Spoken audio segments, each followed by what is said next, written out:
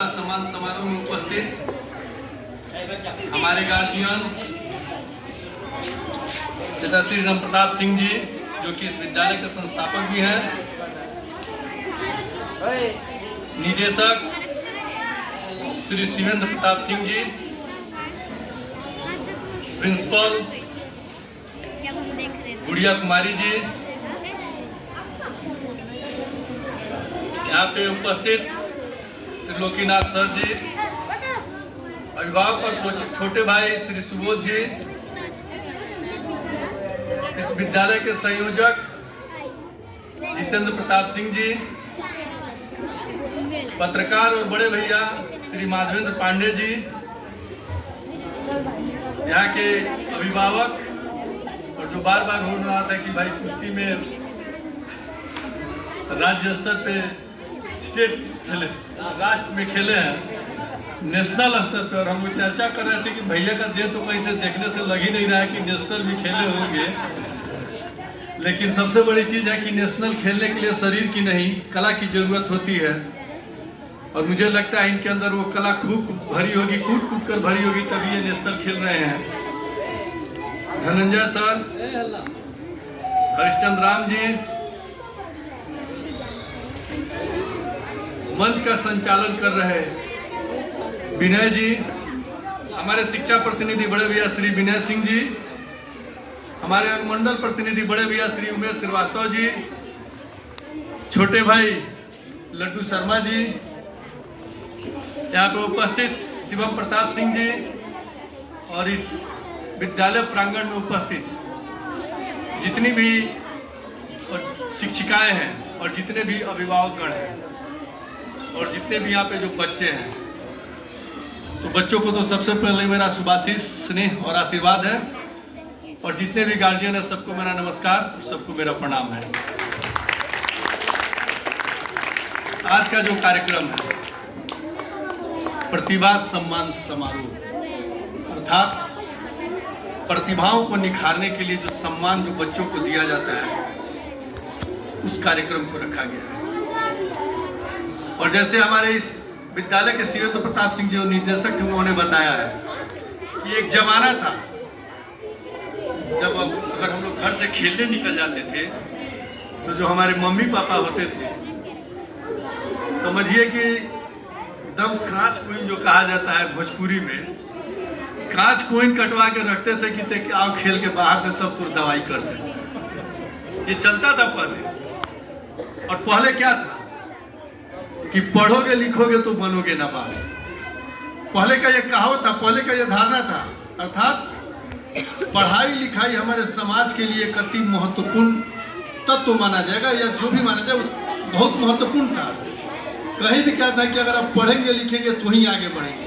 लेकिन अब परिस्थितियाँ, समाज, गार्जियन का मानसिकता, जो भी अभिभावक हैं उनका मानसिकता धीरे धीरे बदलते जा रहा है। और अब क्या है कि खेलोगे कूदोगे तो भी नवाब बनोगे। पहले था पढ़ोगे लिखोगे तो नवाब बनोगे, और खेलोगे कूदोगे तो खराब बनोगे। लेकिन अब क्या है कि पढ़ोगे लिखोगे तो भी नवाब बनोगे, और खेलोगे कूदोगे तो भी नवाब बनोगे। लेकिन आवश्यकता किस चीज़ की है? जैसे हमारे सुबोध भाई ने बताया कि अर्जुन का लक्ष्य क्या था, मछली का आँख, वैसे ही हमारा जो लक्ष्य है वो होना क्या चाहिए, जो भी हमारा टारगेट है वो होना क्या चाहिए। तो अगर अर्जुन का मछली का आँख था, तो हमारा भी वैसा ही लक्ष्य फिक्स होना चाहिए कि हमको किस चीज़ में आगे बढ़ना है।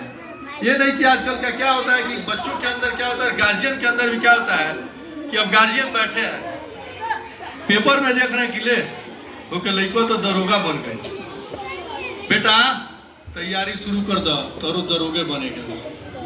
तब तक फिर वही गार्जियन 4 दिन बाद पेपर में क्या देख रहा है कि अरे देखो ना हमारे बगल के पड़ोसी जन बाटे तो डीएसपी बन गए। का बेटी अब छोड़ तू दरोगा के तैयारी, अब तोरा डीएसपी बने के बाटे, चाहे तोरा जे तरह पढ़ेगा पढ़ डीएसपी बनेगा। फिर 4 दिन बाद पेपर में कुछ, तो गार्जियन भी कंफ्यूज रहते हैं और बच्चे को भी कंफ्यूज करते रहते हैं। और बच्चे भी डेली अपना लक्ष्य जो वो नया नया लक्ष्य देखते हैं, तो वो उसमें सोचते हैं कि भाई ये भी अच्छा है। कभी वो देखते हैं कि खेल कोई रहा है तो उसको भाई खेल के द्वारा नौकरी मिल गई तो उसको लगता है खेल भी अच्छा है। कभी लगता है कि भाई पढ़ाई कर रहा है, वो पढ़ाई से आईएएस बन गया तो पढ़ाई भी अच्छा है।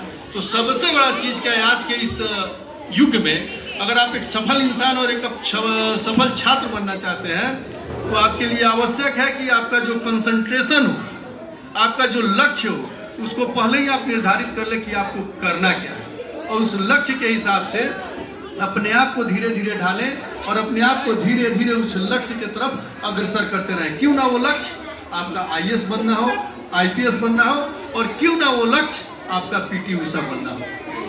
जो भी लक्ष्य हो, अपने लक्ष्य के प्रति अग्रसर है। और जो भी यहाँ पे गार्जियन अभिभावक है, उनसे मेरा आग्रह होगा कि आप अपने बच्चे को लक्ष्य की तरफ आगे बढ़ने दें। वो क्या करना चाहते हैं उसकी तरफ बढ़ने दें, ना कि उनके पैरों को खींचे या उनके लिए जो हम लोग के समय आप लोग करते थे कि भाई यदि व्यवस्था पेलर और कांच खोल के, तो वो व्यवस्था छोड़ दें। वो जिस चीज़ में आगे बढ़ रहे, बस एक ही चीज़ देखना है कि हमारा जो बच्चा है वैसी गतिविधियों में संलिप्त न हो जिससे समाज भी खंडित होता है, जिससे समाज में आपके नाम को धूमिल करने का काम किया जाता है। बस उस चीज़ को देखें कि बच्चा उस लक्ष्य की तरफ नहीं बढ़े।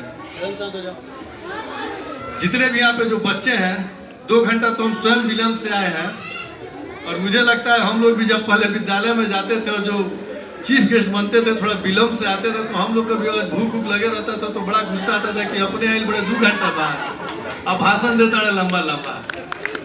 तो इसीलिए अब हम अपनी वाणी को विराम देना चाहेंगे और आप लोगों से पुनः और इस विद्यालय परिवार को पुनः मैं धन्यवाद देना चाहूँगा कि आप लोगों ने मुझे इस योग्य समझा, क्योंकि आज के इस भाग दौड़ के समय में और परिस्थितियों में हम नेताओं को मंच मिलता है, बच्चों के बीच बच्चा बनने का अवसर नहीं मिलता है।